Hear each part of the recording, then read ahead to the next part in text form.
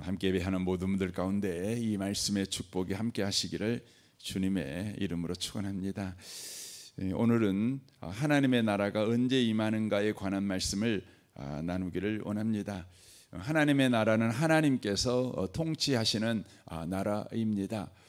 이 땅의 삶을 살아갈 때 우리 가운데 늘 불만이 있고 늘 불평이 있고 또 늘 걱정이 있고 또 늘 어려움이 있는 것은 우리를 다스리는 자가 인간이기 때문에 그렇습니다.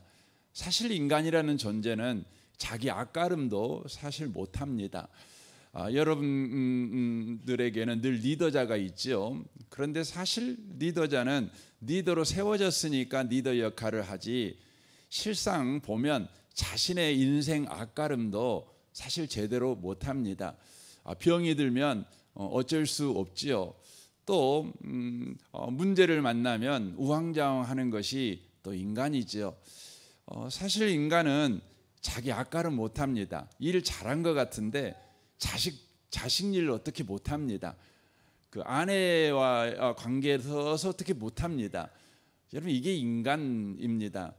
우리가 겉보기에는 그럴싸하지만 사실 인간은 거기서 다 거기인 것이죠.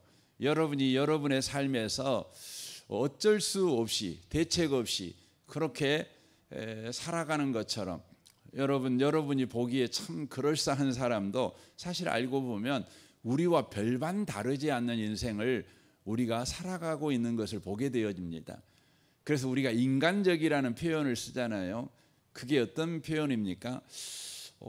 우리와는 전혀 다른 인생을 사는 줄 알았는데 어느 날 그분하고 단둘이 이야기할 시간이 있어서 이야기를 해보니까 나하고 거의 비슷한 거예요.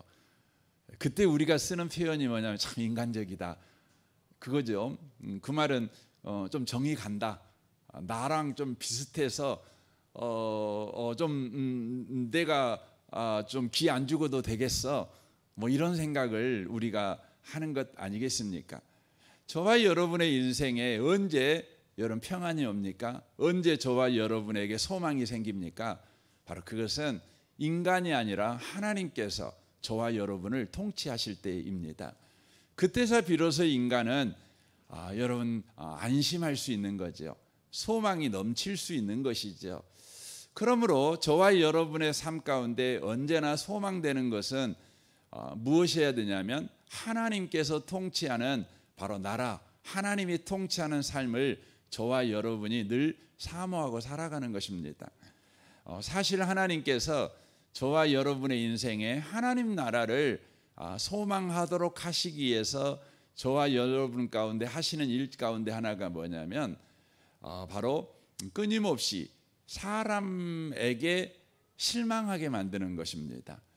사실 사람에게 실망하게 만든다고 하는 표현이 좋은 표현은 아닌데 하나님께서 의도적으로 그 사람을 실망하게 만든다, 이 표현 같아서 그렇습니다. 그러나 실상은 사실 우리는요 사람에게 그냥 실망을 해요. 그래서 여러분, 우리나라 사람들은 사실 예수를 그 다른 나라 사람들보다 더 잘 믿는다고 하잖아요.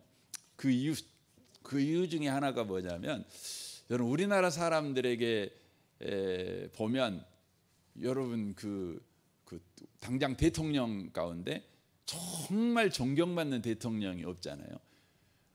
다 그 한쪽에서는 좋다고 하지만 또 다른 한쪽에서는 그 심각한 문제 제기를 하는 그런 대통령들만 우리가 사실 겪어봤지 않습니까?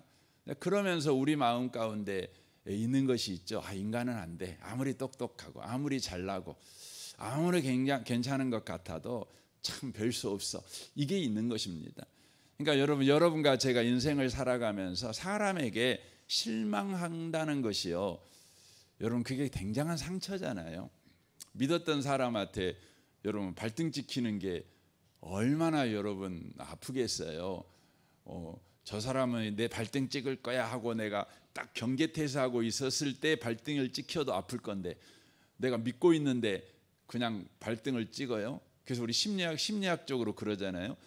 우리가 믿고 있는데 얻어맞잖아요. 그럼 3배, 4배의 충격이 있죠.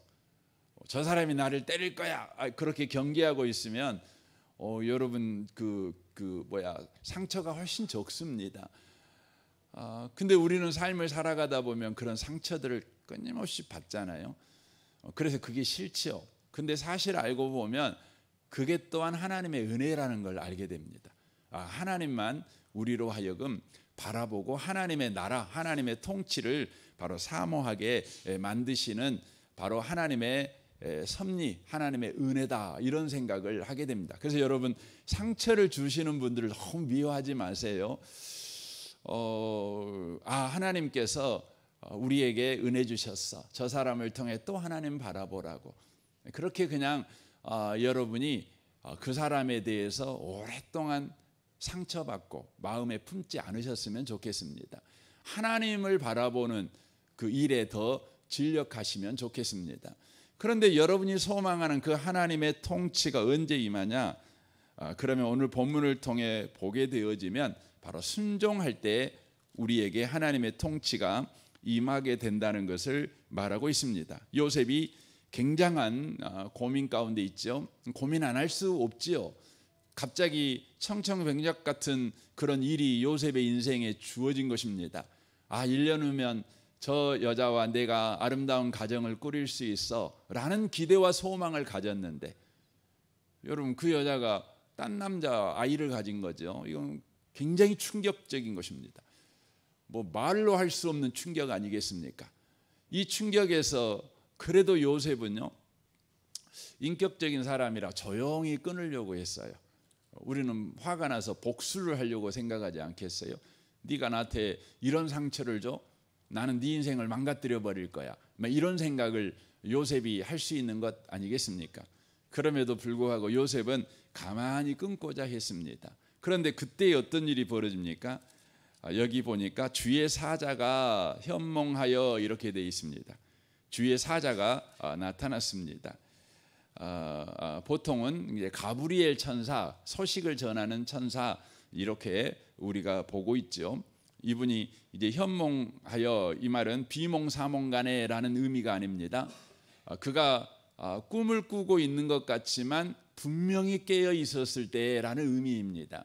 그러니까 꿈을 꾸고 있는데 비몽사몽이죠. 근데 그런 상태가 아니라 꿈을 꾸고 있지만 그가 분명히 깨어 있는 상태예요. 의식이 있는 상태예요. 이랬을 때 하나님, 이 주의 사자가 바로 말씀을 하는 것이죠. 이게 어찌 된 일인지를 바로 설명을 하는 것이죠. 이 여자의 임신은 바로 딴 남자의 아이를 가진 것이 아니라 성령, 하나님께서 성령으로 이 여자에게 바로 큰 일을 행하신 것이다. 하나님이 큰 일을 행한 것이다. 그렇게 지금 이야기를 하고 있는 것이죠. 그런데 그 큰 일이 왜 그렇게 했냐? 그러면 바로 구원을 하시기 위해서, 인간을 죄에서 구원하시기 위해서 바로 이 큰 일을 했다. 그러므로 그 아이가 태어나면 이름을 예수라고 해라. 예수라는 말은 구원이라는 뜻입니다. 구원자, 구원이라는 바로 이름을 지어라, 이렇게 말합니다. 그러면서 이야기합니다. 이렇게 된 것은 바로 하나님께서 이사야 선지자에게 700년 전에 약속하신 그 약속을 바로 성취하시는 바로 일이다, 언약을 지키시는 일이다 하시면서 이야기를 합니다. 이것은 하나님께서 우리와 함께 하시는 바로 약속을 이루신 사건이지, 하나님이 요셉 너를 버려버리거나 요셉 너를 바로 인생에서 곤란하게 만들기 위해서 이 일을 하신 것이 아니다. 하나님이 하나님의 뜻을 이루셔서 죄에서 너를 구원하여 너와 함께 하시기 위해서 바로 이 일을 하시는 것이다. 이 일은 바로 모든 인류를 향한 것일 뿐만 아니라 너를 향한 것이다. 이 이야기를 바로 주의 사자가 하고 있는 것이죠. 그때 이 말을 듣고 28절에 보십시오. 요셉이 잠에서 깨어 일어나 주의 사자의 분부대로 행했다, 이렇게 되어 있습니다. 말씀에 순종을 하게 됩니다. 그리고는 그의 아내를 데려옵니다. 이제 정식 아내로 삼는 것이죠. 그리고 이제 자녀를 낳았는데 그 이름이 예수다, 구원자다, 약속하신 분이 바로 오셨다, 이렇게 말씀하고 있는 거죠. 그러니까 하나님의 뜻이 바로 요셉의 인생에 성취된 것이죠. 하나님의 통치가 요셉의 인생에 바로 임한 것을 바로 보여주는데, 어떻게 해서 임했느냐? 깨어 일어나 주의 사자의 분부대로 행하였을 때, 바로 순종할 때에 바로 이 일이 일어났다는 것을 말씀을 하고 있다고 하는 것입니다. 성경은 우리에게 순종할 때 하나님의 나라가 임한다는 것을 누누이 말씀하십니다. 성경 가운데 어느 부자가 예수님에게 와서 이야기하죠. 어떻게 하면 내가 구원을 받을 수 있습니까? 이렇게 물어봅니다. 이 말씀은 오늘 본문 말씀의 표현대로 말하면 언제 하나님의 나라가 내게 임합니까? 이렇게 물어보는 것입니다. 그때 예수님께서 이제 네가 율법 지켰냐? 이렇게 물어봅니다. 그랬더니 이분이 말합니다. 다 지켰습니다. 율법을 내가 다 지켰습니다. 그렇게 이야기를 합니다. 그때 예수님께서 그에게 이렇게 제안을 하지요. 네가 가지고 있는 모든 재물을 팔아서 가난한 자들에게 줘라. 그리고 나를 따르라. 이렇게 말합니다. 이 말은 이런 표현이죠. 네가 내 말에 순종하면 너에게 하나님의 나라가 임할 것이다. 이렇게 말합니다. 그런데 이 부자는요, 재산이 많은 연고로 예수님의 말에 순종하지 않고 떠나갑니다. 그때 예수님께서 이런 말씀입니다. 부자가 천국 가기가 낙타가 바늘기 들어가는 것보다 어렵다. 그럽니다. 그때 제자들이 물어봅니다. 아니, 부자들이 천국 가기가 그렇게 어려우면 우리같이 가난한 사람들은 어떻게 천국 갑니까? 부자들은 돈이 많아갖고 선한 일을 많이 할 수 있잖아요. 가난한 사람 보면 우리는 마음이 안타까워가지고 발만 동동거리지만, 부자들은 뭐 지갑에서 돈 꺼내가지고 100만 원도 줄 수도 있고, 좀 더 마음이 있다면 집도 지어줄 수 있고, 좀 더 마음이 더 간다면 내일부터 우리 회사 출근하세요. 부자는 이렇게 할 수 있잖아요. 굉장히 멋지잖아요. 여러분과 저도 그랬으면 좋겠어요.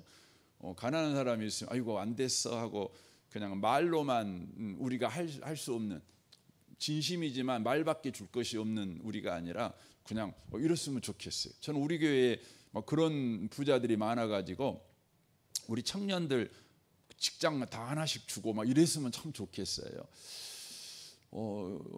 여러분, 그 제자들이 생각할 때 부자는 훨씬 더 착한 일을 구체적으로 손에 잡히게 그렇게 해줄 수 있는 사람들이니까 여러분 천국 가기 훨씬 좋겠다, 이런 생각을 한 거죠. 그런데 예수님이 그러는 거죠. 사람은 못해도 하나님은 하실 수 있어, 이렇게 말을 하는 겁니다. 그 말은 무슨 의미냐면요, 이런 의미가 되는 겁니다. 사람이 착해가지고 천국 가는 게 아니야. 사람이 남한테 욕 안 먹고 살고 남에게 칭찬 듣고 살고 이래서 천국 가는 게 아니야. 하나님과의 관계가 바로 우리를 천국 가게 해, 이걸 이야기를 하시는 것입니다. 오늘 본문을 돌아와서 그 부분 뒷이야기가 바로 이렇게 되는 겁니다. 하나님께서 우리에게 말씀하실 때 그 말씀에 순종할 때 바로 우리는 하나님의 나라가 임하는 삶을 바로 살아가게 된다. 순종할 때 하나님의 나라가 임한다. 이것을 바로 말씀해 주고 있는 것이죠. 그때 우리는 이런 질문을 해야 됩니다. 왜냐하면 우리가 순종해 보려고 한두 번 노력한 거 아니잖아요. 여러분이 적어도 예수를 5년 믿고 10년 믿는다면 여러분 여기 계신 모든 분들은 하나님의 말씀에 순종해 보려고 대단히 노력하신 분들이실 겁니다. 노력 안 하신 분은 없죠. 결심 안 하신 분들은 없죠. 순종하게 해달라고 하나님께 도움을 요청한 기도를 안 해보신 분이 아마 없으실 것입니다. 그래서 순종이 참 좋은 줄 알지만 순종은 참 어려워, 이렇게 이야기합니다. 그래서 우리 예수 믿는 사람들이 가장 위로받는 성경 구절 중에 하나가 뭡니까? 마음은 온유로되 육신이 약해서. 이 말씀을 엄청 위로를 받죠. 마음은 온인데 육신이 약하니까 내 형편이, 내 환경이, 내 상황이, 그 무엇보다도 내 능력이 순종할 수 없는 상황이어서 하나님 아시죠? 하나님 아시죠? 그러시는 것 아니겠습니까? 그런데 오늘 성경을 보면 이 요셉이라는 사람이 순종하게 된 영적 메커니즘을 우리가 이해할 수 있어요. 그게 뭐냐면 바로 여기에 요셉이라는 사람이 이제 갈등 가운데 있는 겁니다. 이거 그냥 이 여자하고 이제 관계를 끊어야 되겠다. 이 약혼 관계를 끊어버려야 되겠어. 이렇게 생각을 하고 있었어요. 갈등 가운데 있었어요. 그런데 이 갈등 가운데 있는 요셉에게 누가 나타납니까? 주의 사자가 나타나서 그에게 메시지를 전합니다. 근데 그 메시지 내용이 뭐냐면, 야, 너 순종해, 이렇게 일방적으로 요구하는 그 메시지가 아닙니다. 어떤 메시지냐면 이 일이 어떻게 되었는지, 그리고 이 일의 목적이 무엇인지, 그리고 이 일로 인하여서 너의 삶에 어떤 일이 일어날 거게 될 것인지에 관한 말씀을 하고 있는 거예요. 이게 뭐냐면 한마디로 말하면 복음입니다. 여러분, 복음은 뭡니까? 복음은 하나님의 여러분 친절함이에요. 하나님께서 저와 여러분을 인격적으로 대하시는 거예요. 하나님께서 저와 여러분에게 바로 왜 구원이 필요한지, 그리고 하나님의 구원을 어떻게 이루시는지, 그리고 구원을 우리가 받게 될 때 우리에게 어떤 일이 일어나게 되는지를 바로 말씀하는 것이 뭐냐면 복음이에요. 복음. 그러니까 주의 사자가 지금 전하고 있는 것이 뭐냐? 그러면 복음을 전하고 있는 겁니다.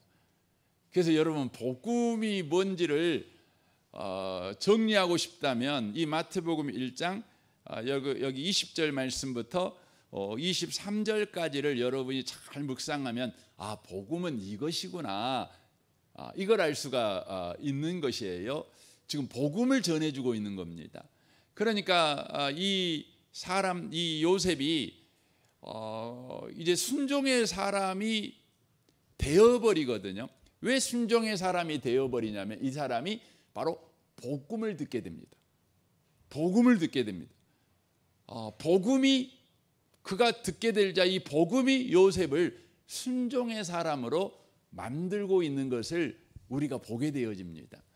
이 장면을 그대로 보여주고 있는, 이것을 이제 설명하고 있는 성경이 있는데 이게 로마서 1장입니다. 여러분 성경이 아마 있으시니까 로마서 1장을 한번 여러분 봐보시겠어요? 로마서 1장을 봐보시면 이제 2절 말씀부터 5절까지 6절까지 보시면 됩니다. 이제 보실 때 제가 동그라미를 치라고 한 데를 한번 쳐보세요. 이제 로마서 1장 2절부터 6절까지입니다. 제가 한번 보겠습니다. 다 펴셨죠? 자, 보시겠습니다. 이 복음은 동그라미를 한번 치십시오. 이 복음은 이제 하나님이 선지자들을 통하여 그의 아들에 관하여 성경에 미리 약속하신 것이다 하고 복음이 뭔지에 대한 먼저 설명을 합니다. 이게 복음은 하고 그 다음에 복음은 이것이 복음이야 하고 설명을 한 거죠. 이게 복음에는 자격이 있어요. 조건이 있어요. 아무 것이나 복음이 되는 것이 아니고 복음은 자격이 있는데, 첫 번째 하나님이 하셔야 돼요. 두 번째 선지자를 통해서 해야 돼요. 그리고 세 번째 그 아들에 관한 것이에요. 그 네 번째 구약 성경에 미리 약속하신 것이어야 돼요. 이게 복음의 조건이에요. 복음의 조건. 그 다음에 이제 3절부터 보십시오. 그 아들에 관하여 말하면 육신은 다윗을 통해 나셨고 성결의 영으로는 죽은 자들 가운데서 부활하사 능력으로 하나님의 아들로 선포되셨으니 곧 우리 주 예수 그리스도시니라 라고 돼 있어요. 이게 뭡니까? 복음의 내용이에요. 복음의 내용이에요. 그러니까 2절에서 이 복음은 하고 복음이 뭐가 복음인가 하고 복음의 조건을 이제 복음의 조건을 설명하고 3절에 4절에서 복음의 내용을 설명하지요.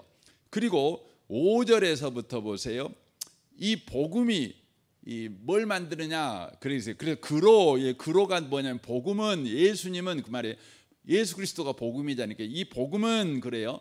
복음으로 말미암아 우리가 은혜와 사도의 직분을 받아 그 이름을 위하여 모든 이방인 중에서 믿어 순종하게 하나니라고 돼 있어요. 그러니까 복음이 우리를 어떤 사람으로 만드느냐. 그러면 여기 보면은 복음이 은혜와 사도의 직분을 받게 만들어요. 그래서 여러분과 제가 집사가 되고 장로가 되고 권사가 되고 목사가 된 이유가 뭐냐? 복음이 우리를 그 직분을 갖게 만든 거예요. 더 나아가 그 이름을 위하여 모든 이방인 중에서 믿어 순종하게 하나니라고 돼 있어요. 그러니까 믿어 순종하는 것은 우리가 자발적으로 믿어 순종한 것이 아니라 복음이 믿어 순종하게 만드는 거예요. 이걸 설명을 하고 있는 거예요. 그래서 바울 사도가 뭐 하기를 원했냐면 바로 이 로마 교회에 복음을 전하기를 원했다. 이렇게 말하고 있는 것이죠. 그러니까 바울 사도가 복음을 전하기 15절에 보시면 그러므로 나는 할 수 있는 대로 로마에 있는 너희에게도 복음 전하기를 원하노라 이렇게 돼 있는 거예요. 그러니까 바울 사도가 로마에 왜 복음을 전하기를 원했냐? 그래서 이 로마서를 쓰는 거죠. 전하는 이유가 뭐냐면 바로 복음만이 우리를 바로 직분을 가진 사람이 되게 할 뿐만 아니라 믿어 순종하는 사람이 되게 만들기 때문에 그런 것입니다. 그래서 이제 16절부터 그렇게 나오는 겁니다. 16절 보십시오. 내가 복음을 부끄러워하지 아니하노니 이 복음은 모든 믿는 자에게 구원을 주시는 하나님의 능력이 됨이라. 먼저는 유대인에게요 그리고 헬라인에게로다 이렇게 돼 있죠. 그러니까 이 복음은 모든 믿는 자에게 구원을 줘요. 구원을 주는 하나님의 능력인데 그러면 우리가 당장 이런 질문 생기죠. 그럼 우리가 믿어야 구원을 받네요? 이렇게 되죠. 맞습니다. 그러면서 그 믿는 것도 복음이 한다. 이것을 이제 17절에 설명하는 겁니다. 복음에는 하나님의 의가 나타나서 믿음에 이르게 하나니 기록된 바 오직 의인은 믿음으로 말미암아 살리라 함과 같으니라라고 돼 있어요. 그러니까 복음이 뭘 만들어내냐면 믿음에서 믿음으로 이르게 만들어요. 그 믿음에서 믿음에 이르게 한다. 이 말은 다른 번역 성경에 보면 처음부터 마지막까지 믿음으로 살게 만든다 이런 표현인데 이 본문의 그 본문의 문맥으로 보면 그렇게 돼 있죠. 믿음으로 믿음에 이르게 한다 이 말을 그 뒤에 보면 오직 믿음으로 살리라 이렇게 돼 있어요. 그러니까 믿음으로 믿는다, 믿음에서 믿음으로 가게 한다는 말은 믿음으로 살게 만든다 그 말이 되는 거예요. 그러니까 믿음으로 순종하게 만든다. 그러니까 믿음은 야고보서 말씀해 보니까 행함을 반드시 분류하여. 그러니까 나 믿습니다. 이렇게 말로만 하는 건 믿음이 아니에요. 믿음은 반드시 어디로 우리를 가게 하냐면 순종으로 가게 해요. 살게 하는 것이죠. 근데 이것을 만들어내는 게 뭐라고요? 복음이라는 거예요. 복음. 그래서 요셉을 믿음의 사람으로 만들어낸 건 뭐냐? 그러면 복음이라는 거예요. 그래서 여러분과 제가 하나님의 나라가 임하는 삶을 살아가려면 순종의 사람이 돼야 되는데 순종의 사람이 되기 위해서는 저와 여러분이 항상 복음 앞에 서 있는 사람이 돼야 돼요. 예. 여러분 불순종의 사람이 되는 아주 쉬운 방법이 있어요. 어떻게 하면 되죠? 사람 말 들으면 돼요. 사람 앞에 서가지고 사람 말 들으면은요. 여러분과 제가 불순종의 사람이 되고 불만의 사람이 되고 불평의 사람이 되죠. 왜냐 A입니까? 바로 그 말하는 사람의 나라가 내게 임해버려요. 그래서 여러분 사람 말은요 너무 오래 듣고 있지 마세요. 우리 안 듣고 살 수는 없잖아요. 사람 말은 너무 오래 듣고 있지 마세요. 오래 듣고 있지 마세요. 여러분 하나님의 나라가 임해야 돼요. 우리에게. 그러니까 여러분과 제가 그 사람 만나면 즐겁잖아요. 근데 매번 즐거운 건 아니잖아요.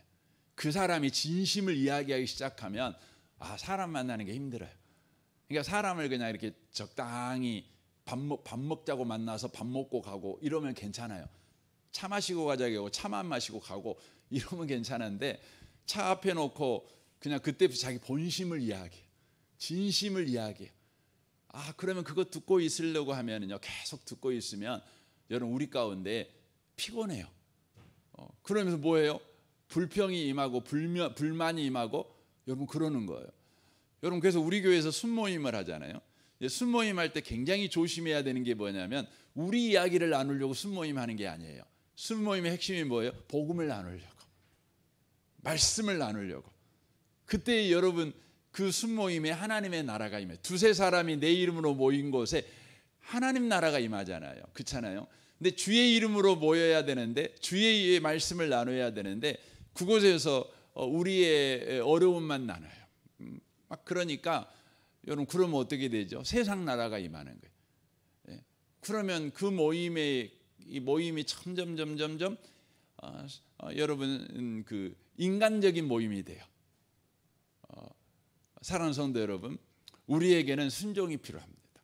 순종은 복음이 만들어내는 열매라는 걸 놓치지 마시기 바랍니다. 그래서 여러분 오늘도요, 복음 앞에 서십시오. 예수를 생각하십시오. 여러분 그 좋은 방식이, 요즘 우리 그 사도신경을 찬양으로 하잖아요. 제가 사도신경 그 찬양을 그 리듬을 다 몰라요. 근데 뒤에는 조금 알아요. 그래가지고 제가 막 그 잠잘 때 막 딴 생각이 막 나가고 잠이 안 올 때 있거든요. 그러면 그때마다 하나님이 저에게 주신 은혜가 있는데, 사도신경이 생각나요. 어디서부터 생각나냐면 그 하늘의 오르사, 거기서부터 생각나요. 하늘의 오르사. 그리고 그 뒤에 불러요. 그럼 어느 순간인가 내가 자고 있어요. 여러분 그 사도신경이 복음이거든요. 그 수면제로 쓰라는 의미는 아니고요. 어쨌든 여러분 복음을 여러분 들으십시오. 그때 여러분과 저에게 하나님의 나라, 하나님의 평강, 하나님의 이로, 하나님의 소망이 넘쳐나는 은혜가 있게 될 줄 믿습니다. 이 은혜가 오늘 하루 가운데 저와 여러분에게 충만하시기를 주님의 이름으로 축원합니다. 아멘. 우리 같이 기도하겠습니다. 오늘 말씀을 우리 생각하면서 이 아침에 우리 기도하기를 원합니다. 주여, 우리의 삶이 하나님의 나라가 임하는 삶 되기를 원합니다. 복음 앞에 오늘도 서 사는 하루가 되기를 원합니다. 여러분 자신과 가정과 직장과 우리 성도들을 위해서 여러분 기도해 주십시오. 내일은 주일입니다. 주일 예배가 또한 그런 예배가 되게 하십시오. 그래서 내일 예배 가운데 모두 다 하나님의 나라를 경험하는 그 은혜가 있기를 원합니다. 하나님의 평강과 위로가 있는 예배가 되기를 원합니다. 단기 선교 훈련을 위해서 기도해 주십시오. 이 나라를 위해서, 이 민족을 위해서, 북한과 열방과 또 선교사님을 위해서 지금 세계가 전쟁이 계속해서 일어나고 있습니다. 지금 러시아와 우크라이나 전쟁이 지금 끝나지 않았습니다. 지금도 계속되고 있는데 이스라엘과 이란의 전쟁이 지금 계속되고 있죠. 지금 출구를 못 찾고 있습니다. 이러다가는 그냥 더 오래된 전쟁이 될 것 같은 그런 예상이 드는 상황 가운데 있습니다. 너무나 많은 사람이 죽고 다치고, 그 무엇보다도 그 나라뿐만 아니라 세계가 지금 다 긴장하고 그러고 있습니다. 주여 속히 전쟁이 종식되는 은혜를 허락하십시오. 그리고 하나님의 뜻이 온전히 이루어지는 은혜가 있기를 원합니다. 여러분 이것들을 위해서 기도하시면 좋겠습니다. 우리 좋으신 주님께 통성으로 구하겠습니다. 기도하겠습니다. 오 하나님 아버지 감사합니다.